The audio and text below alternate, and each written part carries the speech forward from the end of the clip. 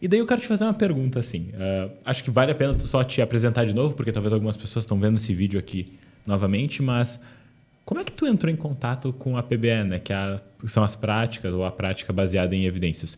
Te faço essa pergunta em especial porque quando eu entrevistei o Igor Eckert e o Bernardo, uma das coisas que eles falaram que foi muito pelo treino de força, né? De força física. E a minha pergunta é, tu entrou na PBE também para ficar forte, maromba, ou foi outro motivo? Não, é o SBE, né? O sarado baseado em evidências. Exato. Né? Não, eu entrei na PBE por outro caminho. Eu entrei na graduação em psicologia, né? E na minha graduação ela tinha uma característica um pouco peculiar, que foi a única abordagem da psicologia que era científica, que mostrava compromisso com ciência, era a análise do comportamento. Eu não tive, por exemplo, neurociências, eu não tive terapia cognitivo-comportamental, eu não tive neuropsicologia. Então era meio que assim, você gosta de ciência, análise do comportamento. Você não gosta de ciência, tem todo o resto ali para você escolher. E, embora assim, eu tivesse ouvido falar em outras coisas ao longo da graduação, eu não tive acesso a essas coisas. E aí, quando eu me formei numa condição um pouco peculiar, assim, porque eu entrei na faculdade mais velho, eu entrei com 23 anos, eu tinha tentado ser músico profissional antes. E então eu entrei um pouco com a sensação de atraso, assim, de preciso correr atrás e compensar o tempo perdido e tal. Eu comecei a fazer disciplinas de especialização em terapia analítico-comportamental durante a graduação, aquelas disciplinas que você podia fazer, que não envolvia atendimento. E no 5º ano que podia atender, eu fiz toda a carga horária de 2 anos em 1 ano só. Então eu me formei já especialista. Assim, né? E o que aconteceu? Quando eu ia para o consultório, aí já então com a especialização, o paciente sentava na minha frente, trazia aquele problema XYZ, e eu não sabia o que fazer do ponto de vista de intervenção. Modéstia à parte, eu acho que eu tinha uma formação teórica muito boa, assim.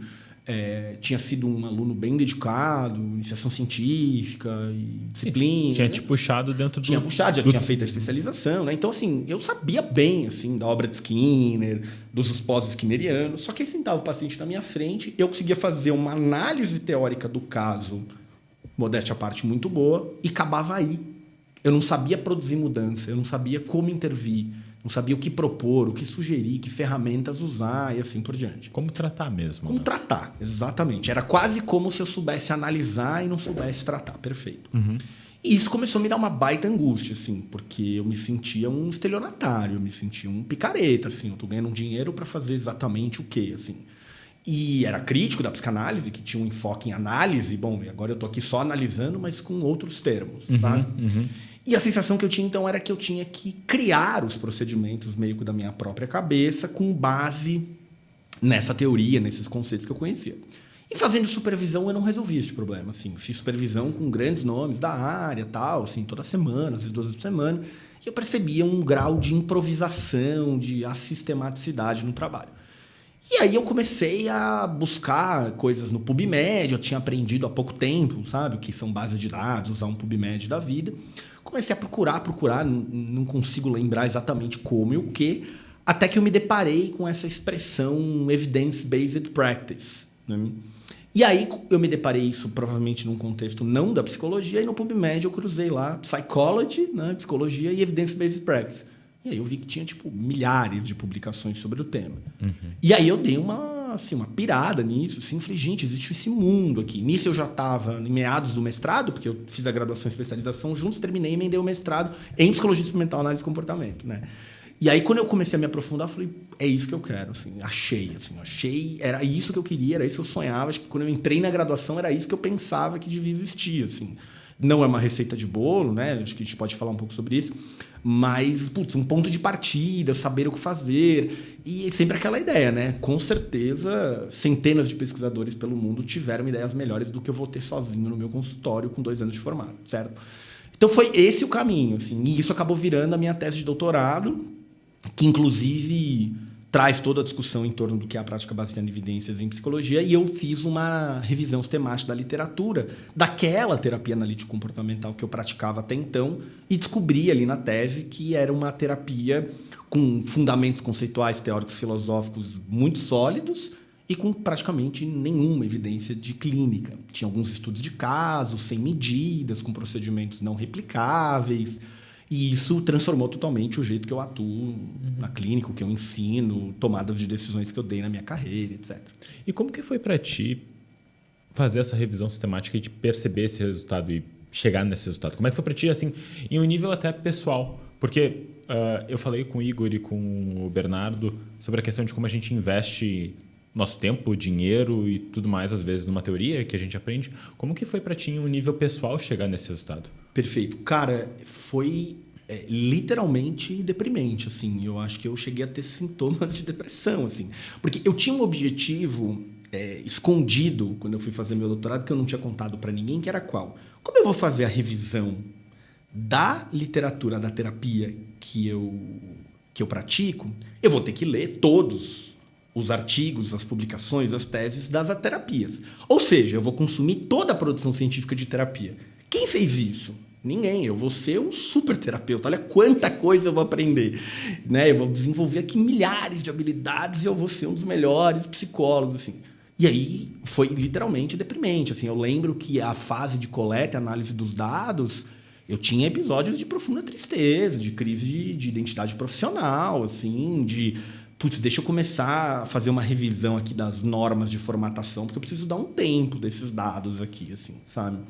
E aí, isso me trouxe algumas consequências de carreira que, assim, por um lado, muitas pessoas olharam para esses dados com a reação que eu gostaria, que era assim, uau, não temos os dados, precisamos produzir pesquisa, precisamos rever algumas coisas. E uma parcela pequena passou a me atacar como se eu tivesse... sendo injusto ou destruindo ali alguma proposta, quando, na verdade, eu só estava explicitando os dados que a gente tinha. Né? Tem aquela história de, parece que se não me engano, foi o Alexandre Magno, o imperador, que quando descobre que o exército tinha sucumbido, manda matar o mensageiro que trouxe a notícia. Mas ele não teve culpa de nada, ele é só o porta-voz. Então, é um pouco assim que eu me sinto. Eu sou só o porta-voz, assim, não tenho culpa de nada. Assim. E como é que tu vê que essa experiência que tu teve, ela também...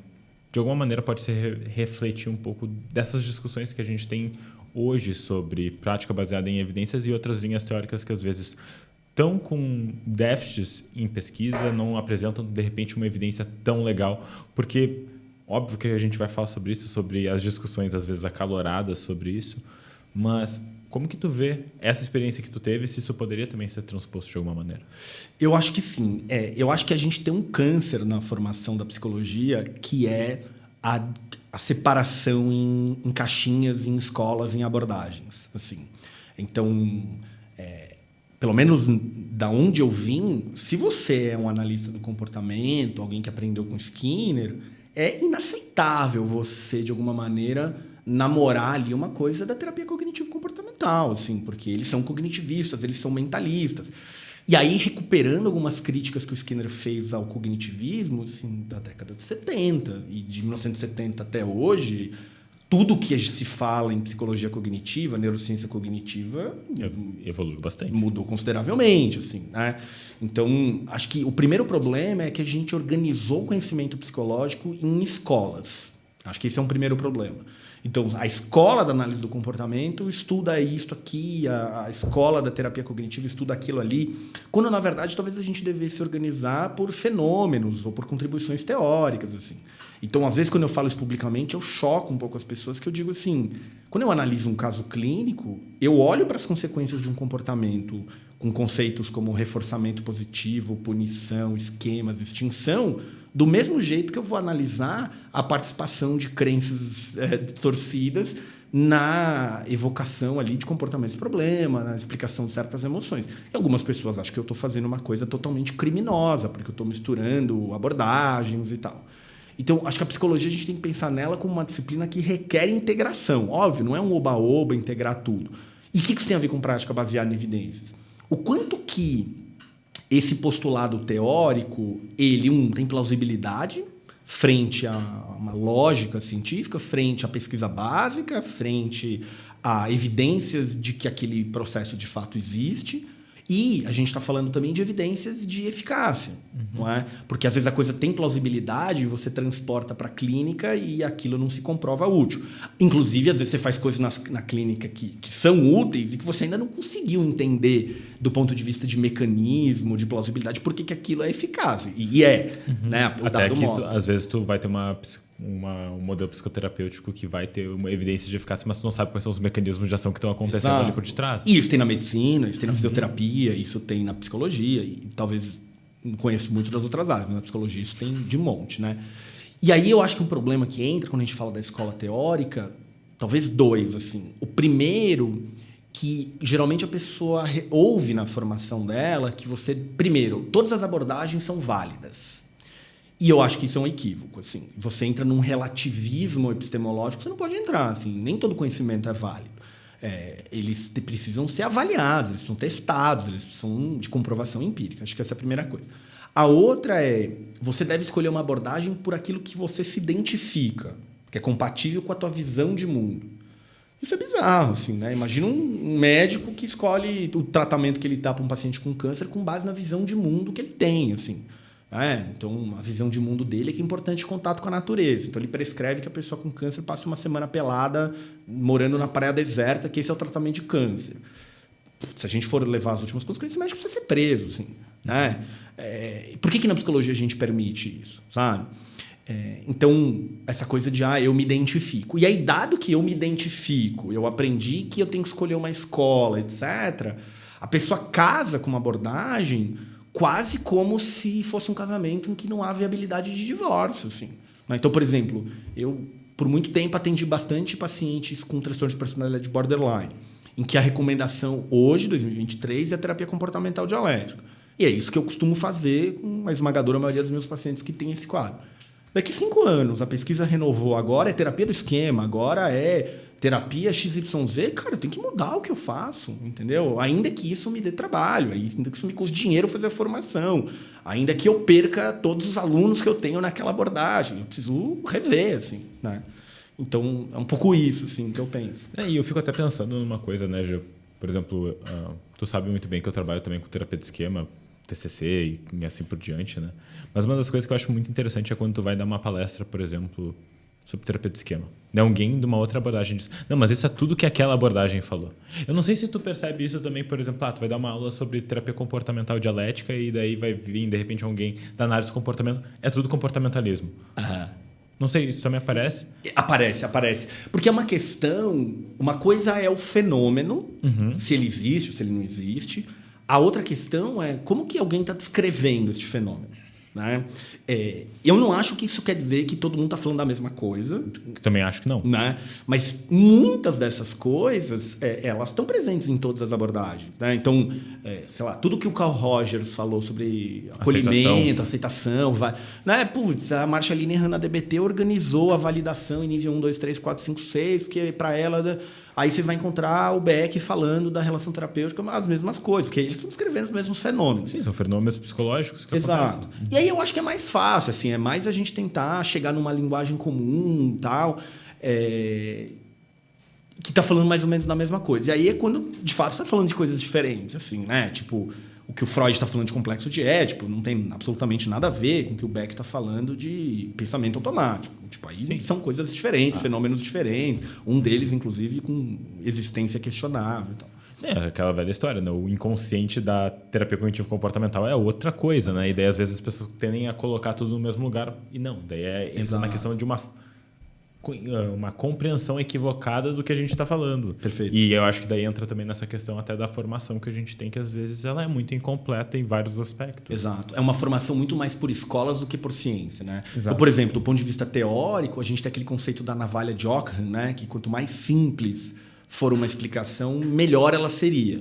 Então, bom, se eu tenho 10 explicações para o mesmo fenômeno, talvez eu devesse escolher a mais simples, ou devesse escolher aquela que, numa pesquisa, mostrou que me habilita melhor. Né? Qual teoria me habilita melhor a ajudar o paciente? Essa aqui ou aquela ali? Né? E aí você vai conseguindo testar a veracidade de teorias também, não só eficácia clínica, por exemplo.